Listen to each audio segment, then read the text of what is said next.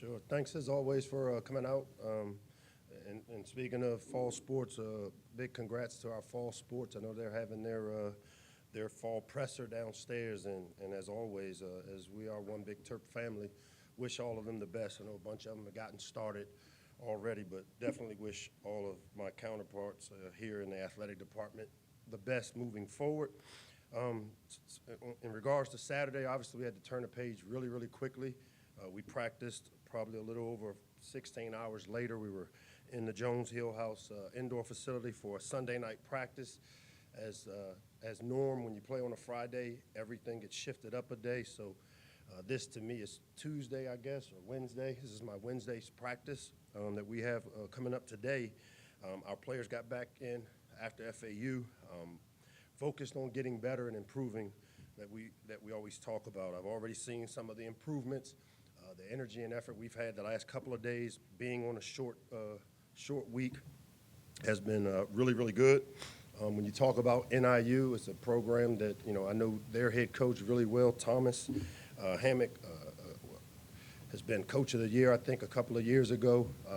Big upsets, I think, over Notre Dame a couple of years ago. So this is a program that's accustomed to playing these types of games where most people outside the program don't think they have a chance. But I can tell you, when you watch them on tape, which I've done the last 3 days, really well-coached team.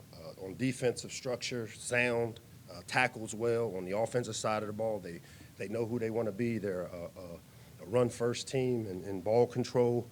But those guys are really well-coached. And then on the special teams, you'll see they made a couple of plays with some additions to their program. I'm definitely looking forward to Friday night being back home here in the Shell. I know our players are excited to be able to play under the lights here, and we expect it to be a great atmosphere. As we've seen over the years with having played some of these Friday games, our people tend to come out for a Friday night, and looking forward to our really talented group of young players making the big jump from week 1 to week 2 that we expect. Our game captains for this week are Jaylen Husky, Shalik Punch Knotts, and Octavian Smith Jr. representing our special teams. And with that, I'll open it up for questions. Hey, Mike, generating pass rush without adding guys was something you talked about in training camp. Just how did you see that manifest itself in the opener, and how much did Ted Monachino's imprint or influence have on that? Yeah, as you guys probably know, I'm pretty authentic when I come up here and speak, and the things that I think I've talked about, our kicking game, the pass rushers on the edge of being good young players, the quarterback room being a room that all three of those guys we felt we can win with. We've got a good young team, and I'm excited to see this team grows. By no means have we arrived because we had some success. The good thing is we won, but there were a lot of things that could be cleaned up in that game, and that's what as coaches our jobs are to do, to get those things cleaned up so that they don't show back up on tape. And I can tell you that our team is one of those young teams that they don't know what they don't know. They showed up Sunday, very short window for celebrating a win, the first win in the Shell for 64 of those guys, and they came back with the right attitude. When you win, you're able to coach guys really hard, and the things that we need to get improved, we will.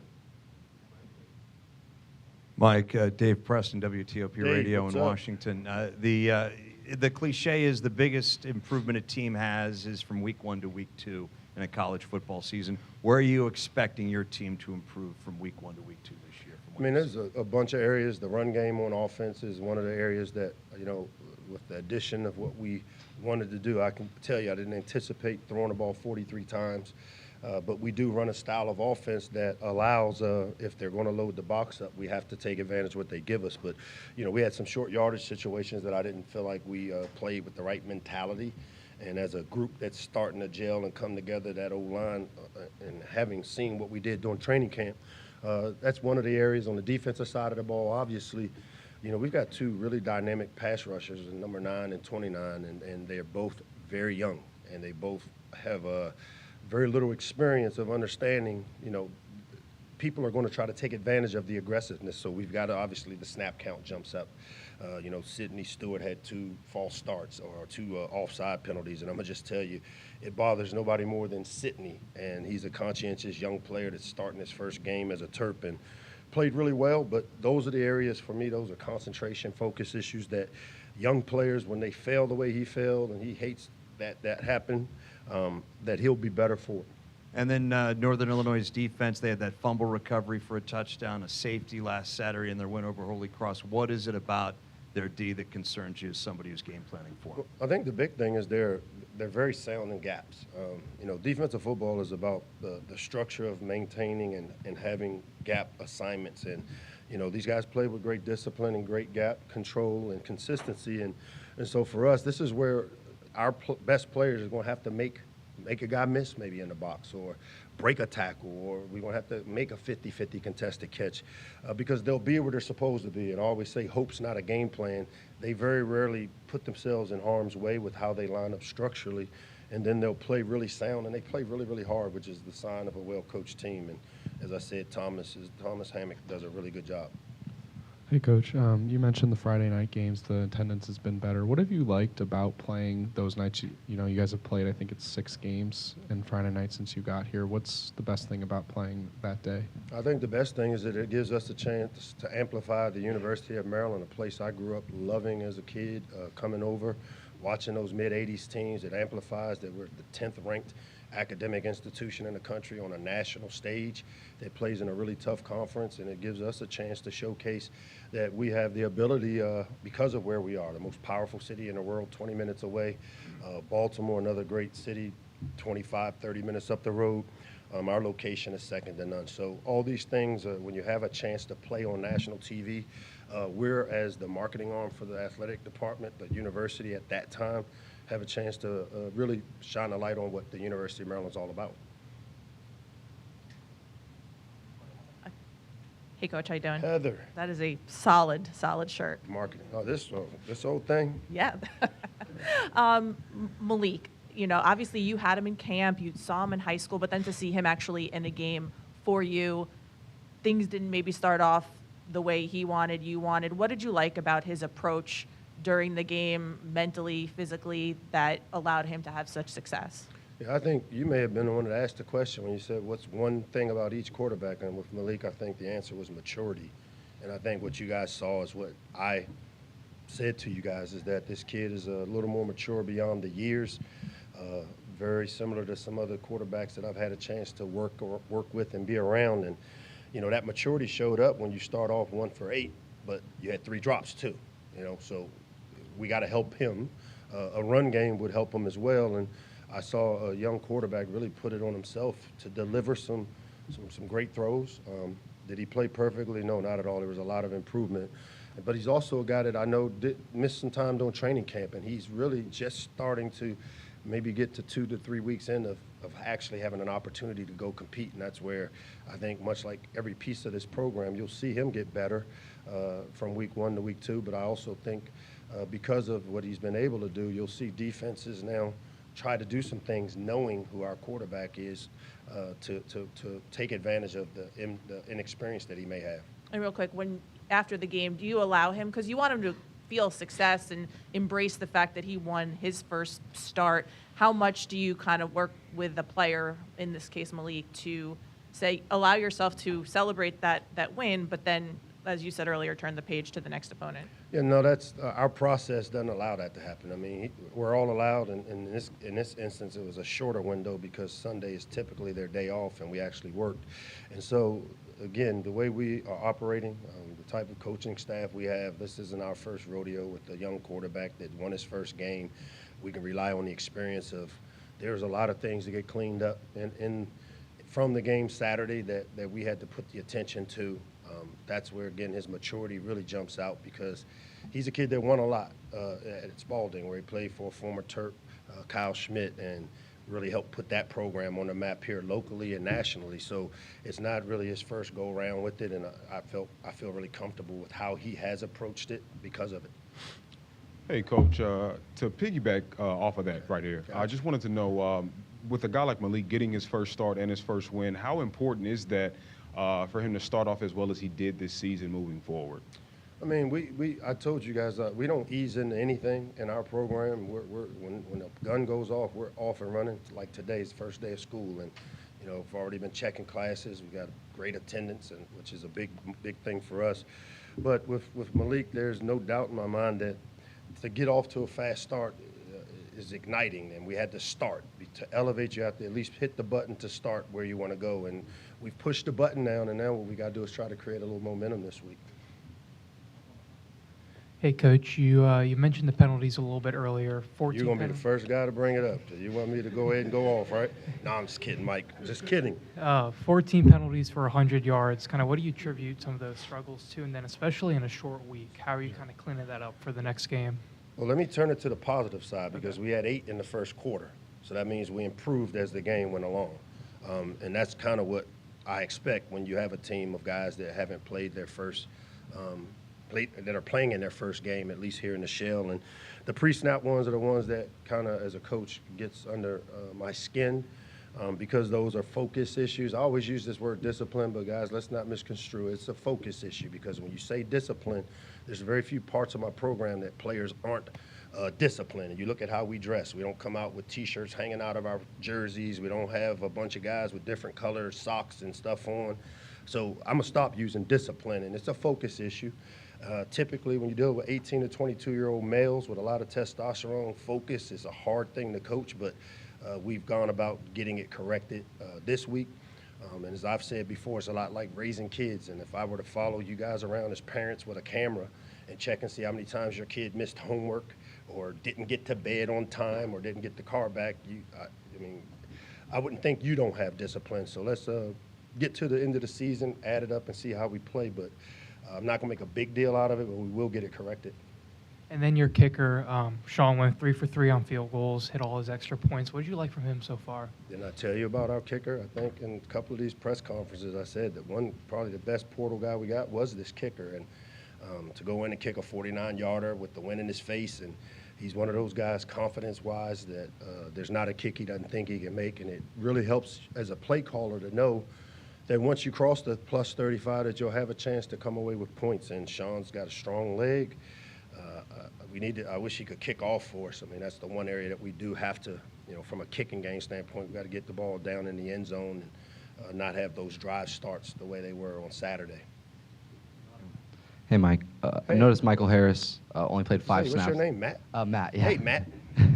Michael Harris only played 5 snaps. He didn't get the start, which was a bit surprising considering his role last season. Do you have an update on him? Is there anything going on? Is that surprising to you, or because it wasn't surprising to us? He was third on the team in off-ball snaps last season.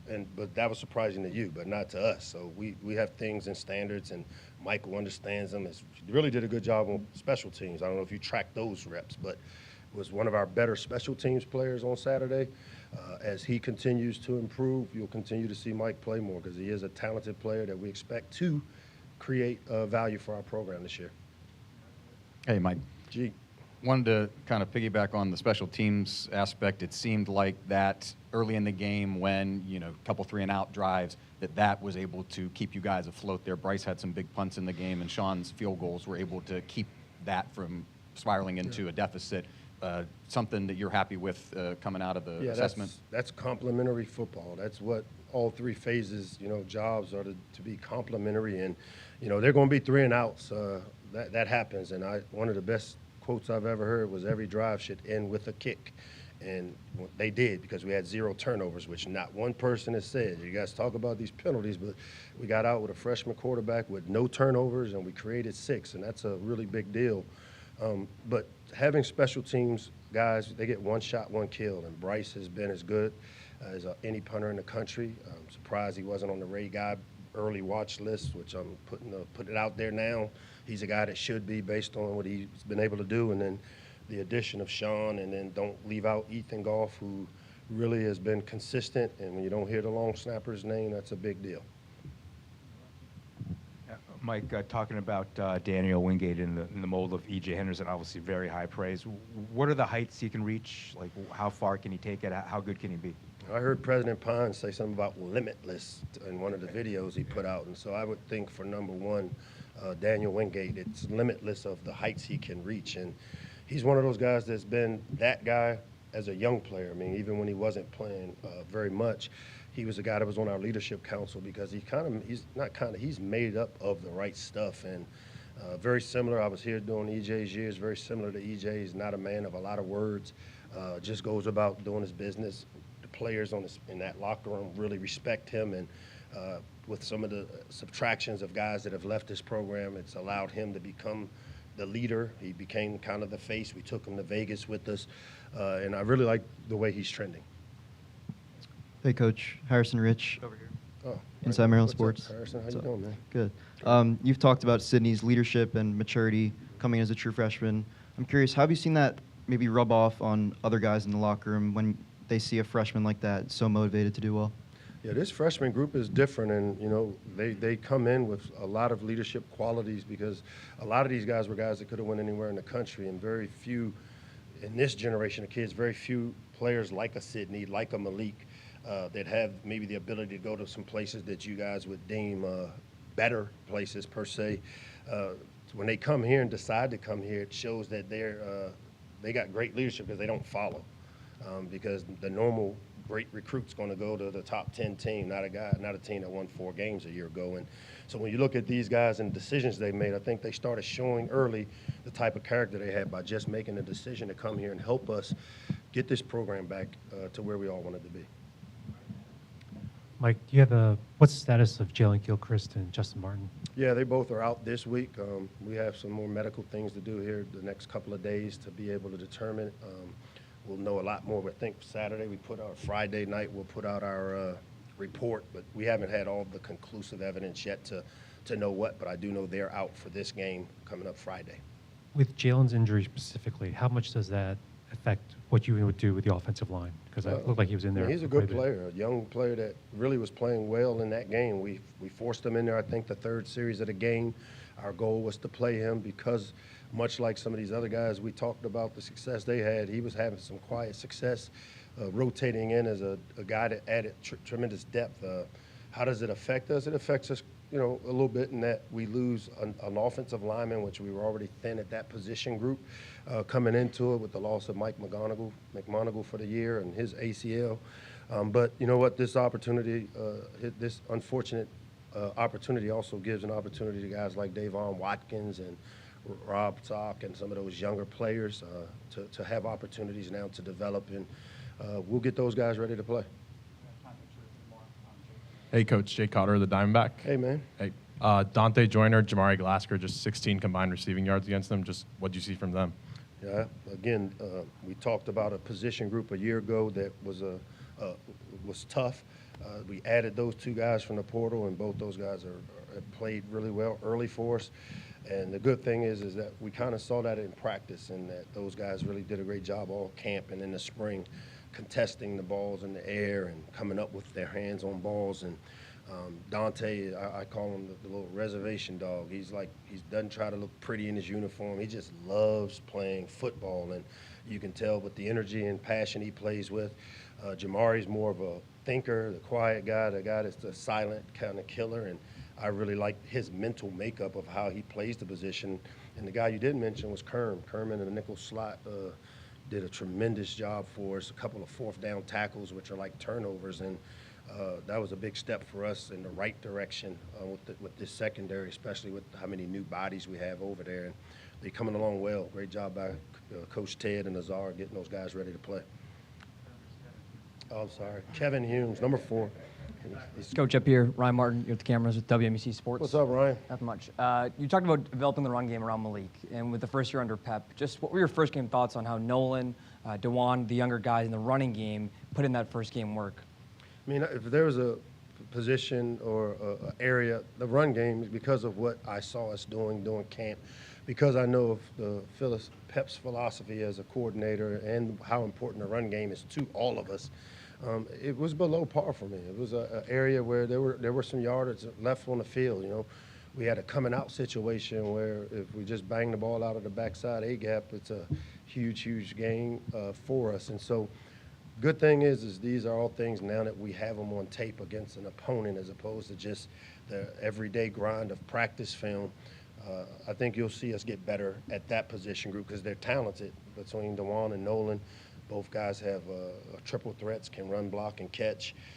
I expect those guys to play better. There are two guys that are playmakers that we've got to get them going. Dewan had a few runs in there, but all in all, I'd say that that's the one area going in, as I talked about in the beginning part of the conference, that we've got to get the run game going this week. Hey, Coach. We've talked a lot about the newcomers to this Maryland program, but who were some of the returning players that you felt most impressed you during that game or took a step up from last season? Yep, Lou Ball, 66.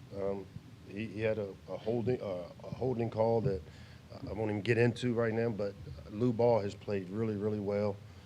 Octavian Smith Jr. maybe not had the production, but if you watch the way Ox effort in the run game was where you wanted it to be.